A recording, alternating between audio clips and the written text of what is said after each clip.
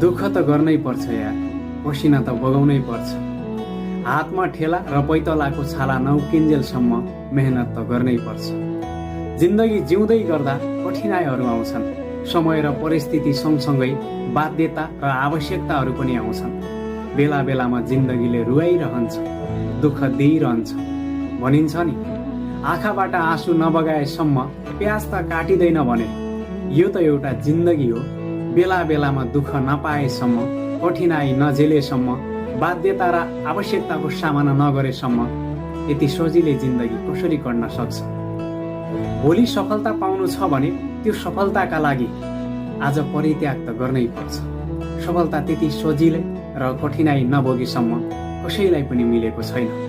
आज पनि इतिहास पल्टाएर हेर्ने हो भने सफल भएका मान्छे अर्थात् सफलता हासिल गरेका मान्छेले कुनै न कुनै बेला खाना नखाएर